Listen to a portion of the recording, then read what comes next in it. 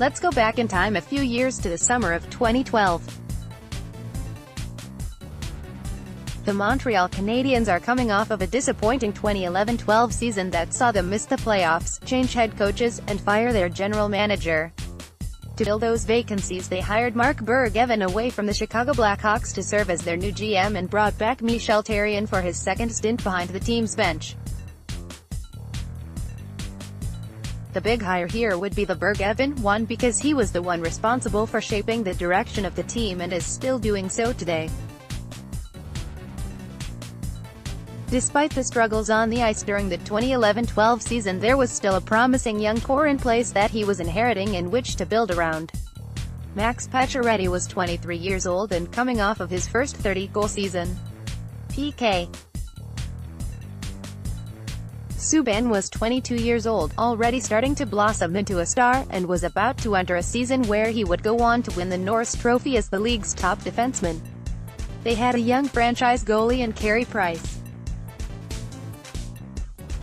They had a 22-year-old Lars Eller who had doubled his offensive production from his rookie season, and a 20-year-old Brendan Gallagher set to make his debut the following season. On top of all that, they had the No.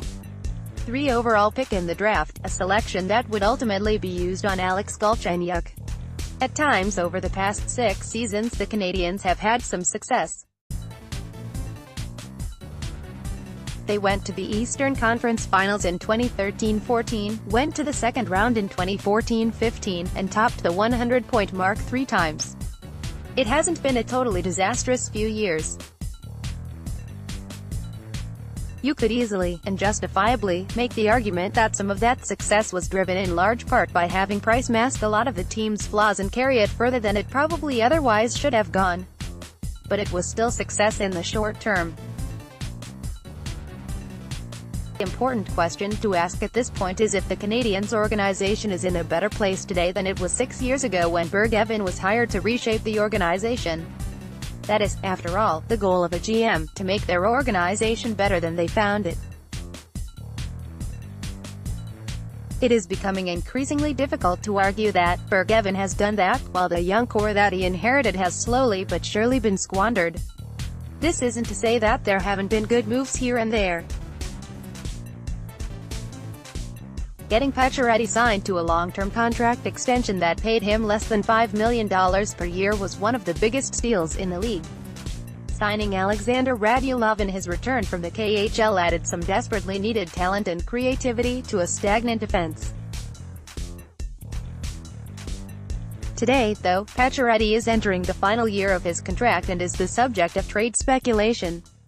Radulov, having been unable to work out a new contract with the Canadiens after his 1 year with the team, is in Dallas and coming off of a career-best season that saw him score 28 goals and 72 points for the Stars. And the rest of the players mentioned above, that group of Price, Subban, Galchenyuk, and Eller.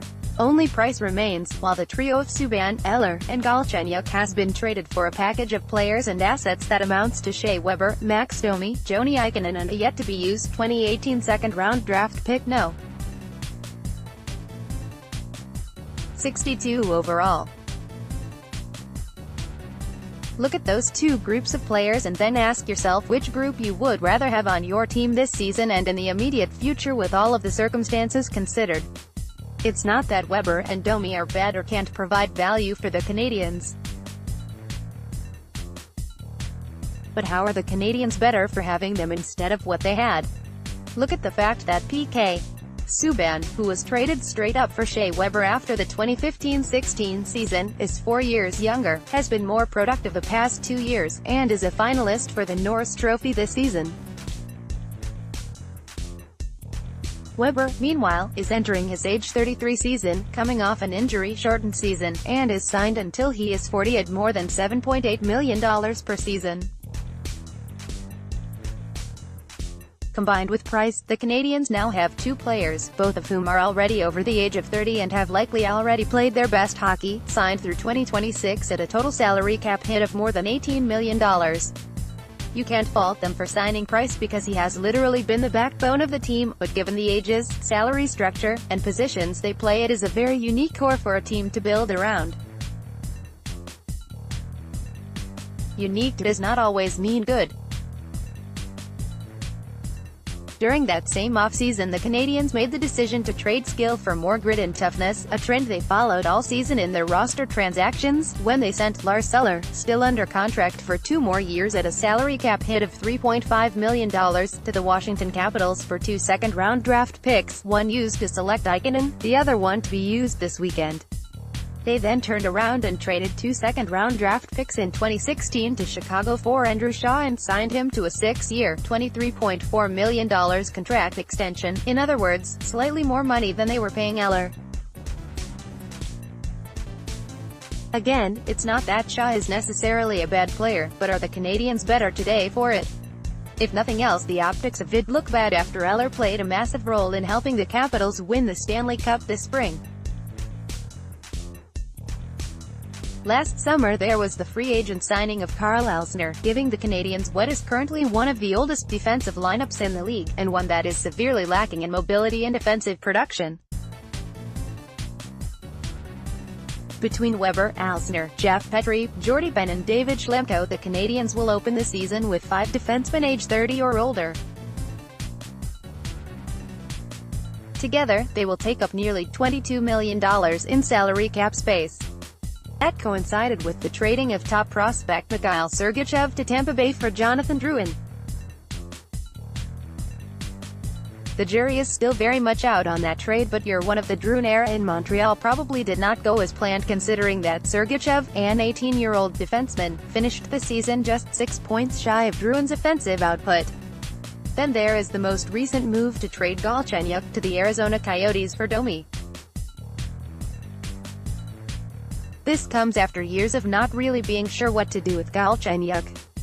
Through all of it, Galchenyuk still managed to produce at a consistent top 6 level as a player you could pencil in for 20 goals and 50 points every year.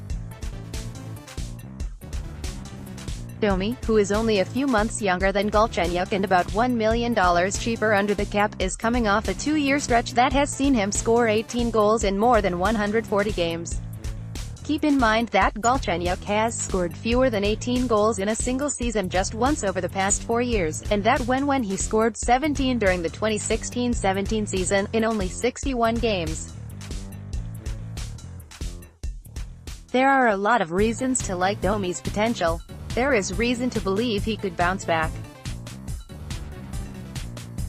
It is, however, not a given, and the question, yet again, must be asked: how are the Canadiens better after this? The answer, yet again, seems to be that they really aren't. And this has pretty much been the story of the Marc Bergevin era in Montreal. They're not really that much worse, but they're not really that much better. Most of the trades, here is the full list, are inconsequential, that don't really hurt or help either team involved. But when it comes to the big moves involving the key players, they all seem to end up making the Canadiens marginally worse or leave them in a slightly worse situation, whether it be from a talent perspective, a salary cap perspective, or some combination of the two. None of them have really been a complete disaster, though. The Subban for Weber swap could drift that way depending how Weber ages in the coming years, but none of them have really done anything to improve the situation. Perhaps even more than the actual results is the thought process behind the moves, where grit and size seems to take precedence over skill and talent. It has left them with a mediocre team that lacks goal scorers and skill and has committed an awful lot of money to get older and less skilled. No general manager is perfect. Mistakes will happen and they will make bad evaluations from time to time. But when those little mistakes keep happening over and over again, they eventually add up into one big mistake that leaves you in a hole that is difficult to get out of. This should be concerning for Canadiens fans when they realize Pacioretty could be traded, or that the Canadiens are open to potentially trading the No. 3 pick this year. It is entirely possible one or both could get moved in the coming days. If history is any indicator, it probably won't be a total disaster. But it probably won't be great, either. Adam Gretz is a writer for Pro Hockey Talk on NBC Sports. Drop him a line at fitblog@nbcsports.com or follow him on Twitter @agretz.